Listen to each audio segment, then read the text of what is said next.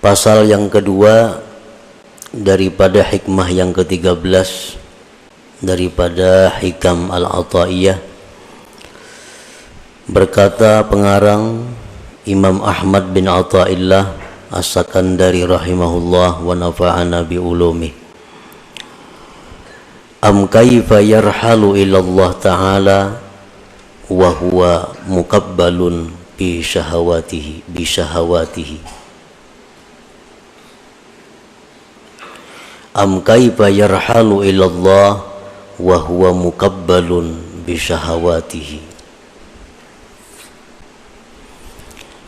yang artinya, atau bagaimanakah hati seseorang itu bisa berangkat kepada Allah Ta'ala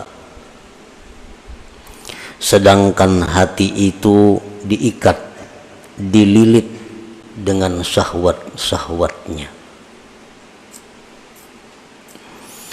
Bagaimanakah hati itu bisa berangkat kepada Allah sedangkan dia diikat, dipasung dengan syahwat-syahwatnya.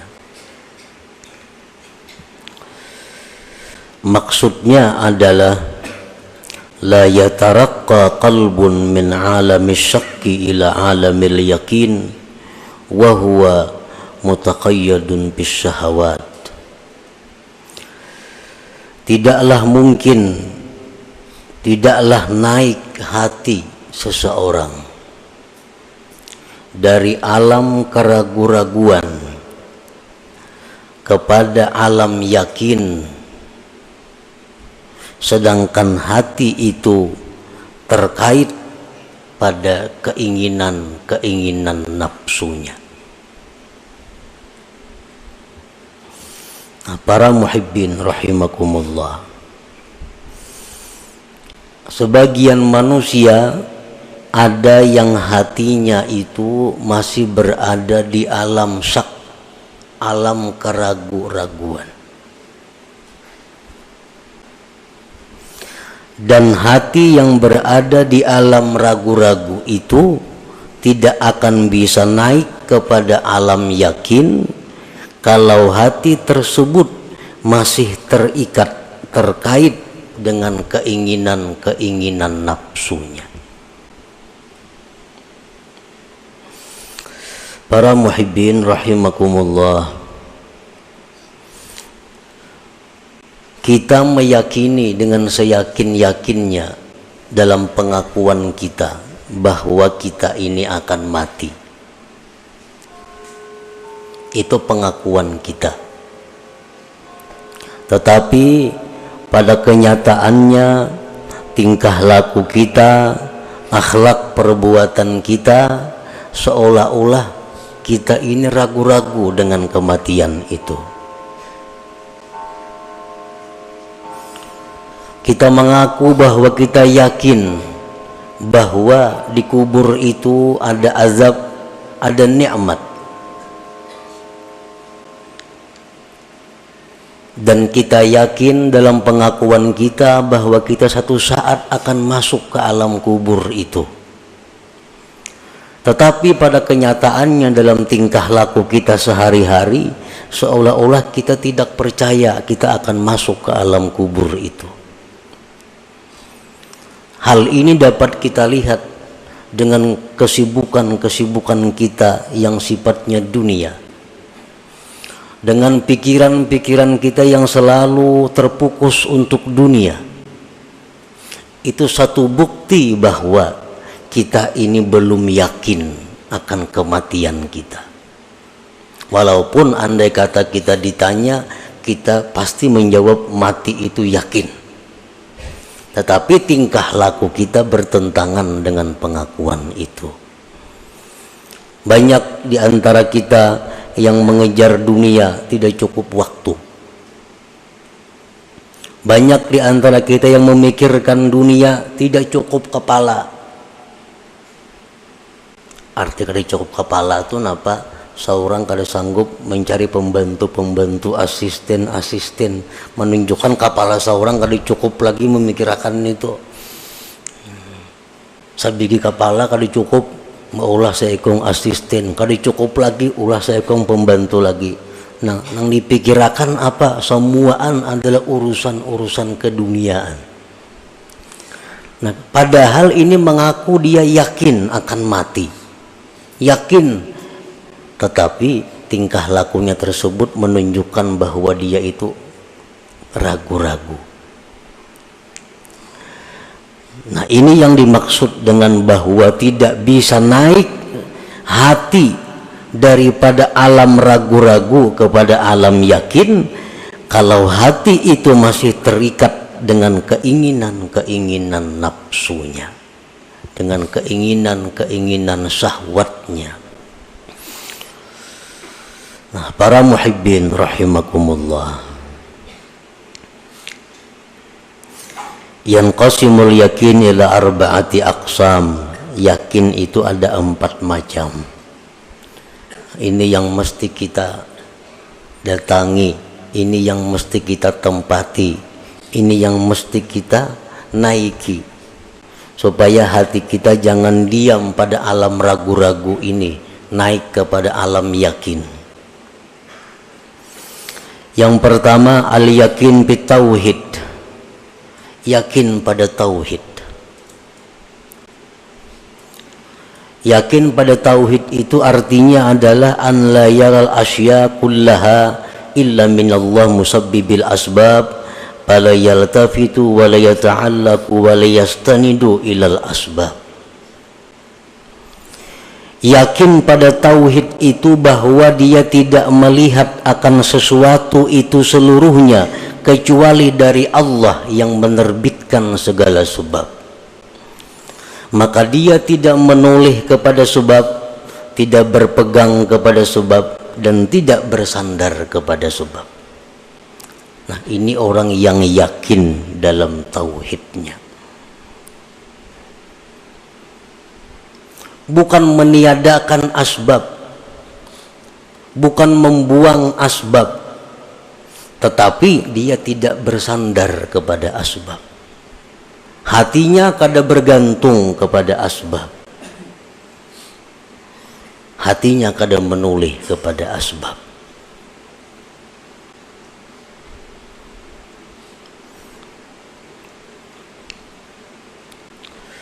Para muhibbin rahimakumullah, Anas bin Malik, salah seorang khadam Rasulullah sallallahu alaihi wasallam. Anas ini berkata, 10 tahun aku berkhadam kepada Rasulullah, jadi pembantu beliau. Beliau tidak pernah menyalahkan aku. Kenapa engkau tidak begini? Kalau engkau begini, niscaya tidak begini. Nah, bahasa kitanya, 10 tahun aku berkhadam kepada Rasulullah sallallahu alaihi wasallam. Rasulullah tuh kada pernah meniwas lawan aku terhadap apa yang aku kerjakan. Ini menunjukkan bahwa Rasulullah sallallahu alaihi wasallam itu tidak menoleh kepada asbab. Ini Anas adalah asbab. Asbab yang bisa mendatangkan kesenangan kalau pas lawan yang kita maksud. Asbab yang bisa mendatangkan kekecewaan kalau kada pas dengan yang kita maksud. Kan pembantu ini adalah sebab bisa mendatangkan kepada kita kesenangan kalau gawiannya pas cocok lawan kehendak kita, dan pembantu ini bisa merupakan sebab mendatangkan kekecewaan kalau pekerjaannya kada sesuai dengan kita. Nah, Rasulullah sallallahu alaihi wasallam beliau tidak pernah mengatakan kata-kata yang sifatnya taubih, mencela atau meniwas kepada pembantu ini apapun yang telah ia kerjakan. Ini satu bukti bahwa beliau tidak memandang kepada Anas ini, pembantu ini, sebab ini. Yang beliau pandang adalah bahwa segala sesuatu itu terbit daripada Allah subhanahu wa ta'ala, musabbibil asbab. Nah, para muhibbin rahimakumullah, ini salah satu contoh.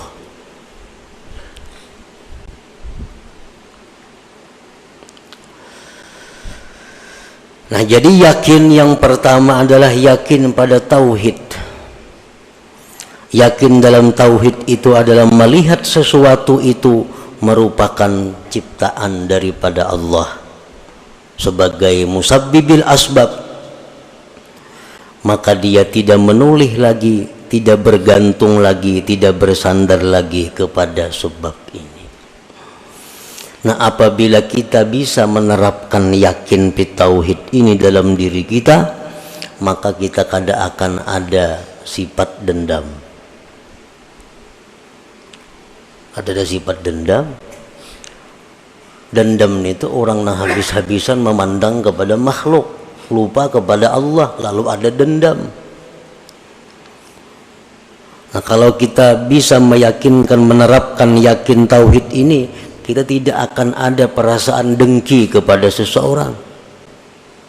Kenapa ada dengki? Karena memandang kepada makhluk, lupa kepada Allah. Kalau kita bisa menerapkan yakin fi tauhid ini, kita akan bersih daripada sifat ujub. Karena ujub itu melihat kebaikan dari diri sendiri, lupa kepada Allah. Nah, jadi sifat menyalahkan orang lain, sifat dendam, sifat dengki, sifat ujub itu akan selalu bersarang dalam hati kita selama kita masih berada di alam syak, di alam keraguan-raguan ini. Dan kita kadang akan bisa pindah kepada alam yakin selama kita masih dipasung oleh syahwat kita, selama kita dipasung oleh keinginan-keinginan untuk mencari kenikmatan-kenikmatan duniawi. Artinya itu yang pertama.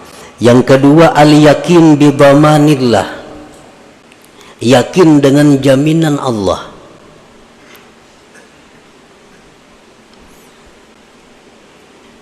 Fala yahtammu birrizqi, maka dia tidak risau dengan rezekinya.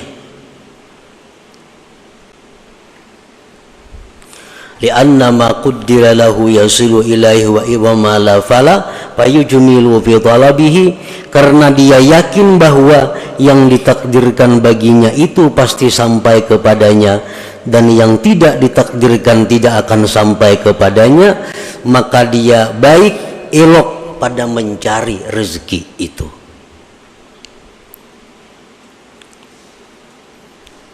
Yakin yang kedua, yakin dengan jaminan Allah. Allah sudah menjamin bahwa apa yang dia tetapkan untuk kita itu pasti akan sampai kepada kita. Apa yang tidak milik kita tidak akan sampai kepada kita. Nah, kalau kita yakin itu, payujmilu fit talab, maka dia akan ilok dalam hal mencari rezeki. Nang ilok mencari rezeki itu kayak apa? Pertama, tahu halal haram.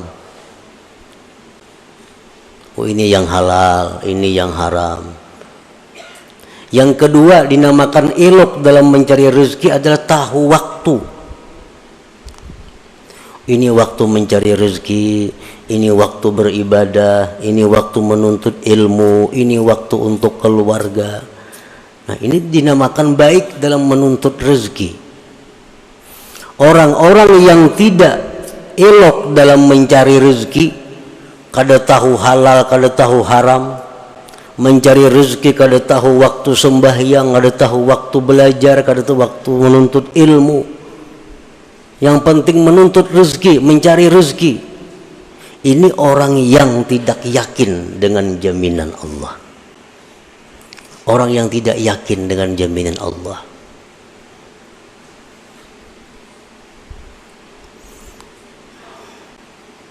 Kalau orang yakin dengan jaminan Allah, dia pasti elok mencari rezeki. Pasti bagus mencari rezeki itu, artinya beradab.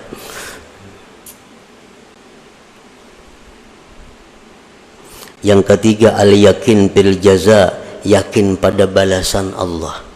Bi anna ma ya'malu mithqala dzarratin min khairin aw syarrin fasayarah fayajtahidu fit ta'ah. Yakin pada balasan.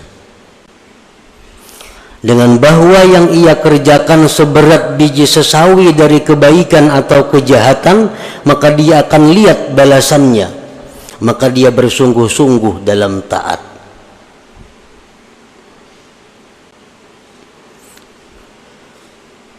Allah melalui Rasulullah SAW menyatakan bahwa kalau engkau sembahyang ini, maka balasannya itu lebih baik daripada surga, lebih baik daripada dunia dan isinya.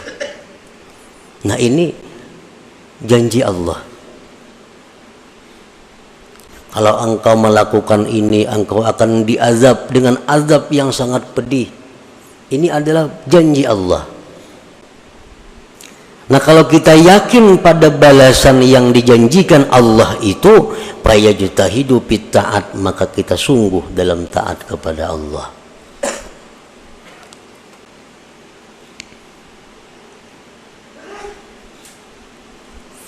Kenapa kita kadang melaksanakan perintah Allah padahal Allah sudah menjanjikan surga? Kenapa kita masih melanggar hukum Allah padahal Allah sudah menjanjikan neraka? Kalau engkau berzina, neraka ini. Kalau engkau riba, neraka ini. Kalau engkau zalim, neraka ini. Tapi kenapa masih dilakukan? Karena kita masih berada di alam syak, di alam ragu-ragu tadi, belum yakin tentang apa yang dijanjikan Allah itu. Walaupun andai kata ditanya, pasti Bapak dah yakin, tapi kenyataannya, praktiknya belum yakin. Nah, yang keempat, al-yakin bi annallaha muttali'un alaih, yakin bahwa Allah mengawasi atasnya, yakin bahwa Allah selalu menilik atasnya. Fayata'addabu bi jami' ahwali, maka dia beradab pada sekalian keadaannya, baik di masjid, baik di rumah, baik di pasar, baik sendiri, baik orang banyak, selalu beradab. Kenapa? Karena dia yakin bi annallaha muttali'un alaih, bahwa Allah itu selalu melihat dia. Nah, 4 macam yakin inilah yang kita akan tempati bila mana kita bisa terlepas oleh ikatan syahwat tadi, ikatan keinginan-keinginan duniawi kita. Nah, artinya adalah bahwa selama kita berada di alam syak, di alam ragu-ragu, di alam yang mana kita sibuk meluluskan kehendak nafsu kita, kita kada akan bisa yakin fit tauhid, kita kada akan bisa yakin dengan jaminan Allah, kita kada akan bisa yakin pada balasan Allah, kita kada akan yakin bahwa Allah selalu mengawasi kita. Kada kawa yakin. Nah, itulah kurang lebihnya yang dimaksud dengan perkataan Imam Ahmad ibnu Athaillah tadi, am kaifa yarhalu ilallah ta'ala wa huwa muqabbalun bi syahawatihi. Artinya selama kita masih memikirkan terus menerus urusan kenikmatan dunia, kelezatan duniawi, itu hanya yang kita pikirkan sehari-hari ini, maka kita akan ketinggalan di alam keraguan-raguan. Kita kadang akan bisa naik ke alam yakin. Para muhibbin rahimakumullah, al-faslu tsani minha, pasal yang kedua daripada hikmah yang ke-13, am kaifa yatma'u ay yadkhula hadratallah wa huwa lam yatatahhar min janabati ghafalati. Atau bagaimanakah ingin itu hati, bagaimanakah ingin itu hati masuk ke hadirat Allah, sedangkan hati itu belum suci dari junub kelingahannya, kelalaiannya. Nah, artinya adalah la yumkinu qalbun ay yushahidallah walau adna musyahadah wa huwa yatalawwathu bil qazurat ka hubbid dunya. Tidak mungkin hati kita itu bisa musyahadah kepada Allah, walaupun musyahadah yang paling rendah. Kada akan mungkin. selama hati kita itu masih bercelumur dengan kotoran-kotoran seperti mencintai dunia ini. Sekurang-kurang musyahadah itu adalah musyahadah fi'lullah. Itu sekurang-kurang musyahadah. Artinya apa? Dia menyaksikan dengan mata hati bahwa yang ada ini merupakan perbuatan Allah. Itu musyahadah yang paling rendah. Itu pun kada akan bisa kita rasakan selama hati kita masih bercelumur dengan dosa, dengan berbagai macam kotoran-kotoran maksiat.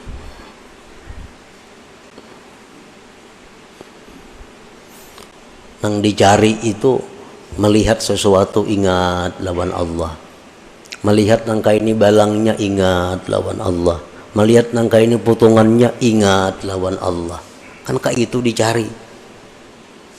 Kada akan bisa kita seperti itu kalau kita masih bercelumur dengan maksiat.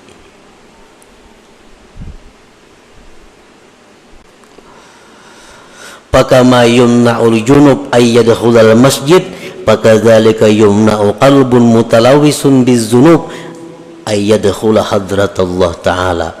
Sebagaimana dilarang orang yang junub itu masuk masjid, demikian pula dilarang hati yang kotor, yang bercelumur dosa masuk ke hadirat Allah Subhanahu wa ta'ala. Padahal sudah aja belajar kitab ini tamat, kitab tasawuf ini tamat, kitab tasawuf bermacam-macam kitab tasawuf sudah tamat dipelajari. Tapi pada kenyataannya kada kawa mempraktikkan. Bila melihat sesuatu itu ingat lawan nang maulah. Melihat apa ingat lawan nama ulah. Melihat apa ingat lawan nama ulah. Kada kau mempraktikkan itu. Kenapa? Sebabnya karena hati kita dilarang masuk ke area itu. Hati kita belum bersih untuk bisa masuk ke sana. Sebagaimana orang haid, orang junub kada boleh masuk masjid, maka hati-hati yang kotor pun kada akan bisa masuk ke hadirat Allah Subhanahu wa ta'ala. Nah, hati yang berada di hadirat Allah itulah hati yang selalu ingat kepada Allah.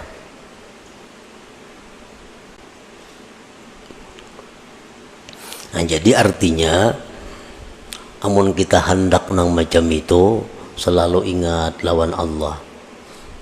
Dimanapun berada, apapun yang dilihat, apapun yang didengar, ingat lawan Allah. Kalau kita hendak macam itu, mesti kita bersihkan hati kita daripada maksiat-maksiat hati. Nah, kita bersihkan hati kita daripada kotoran-kotoran hati.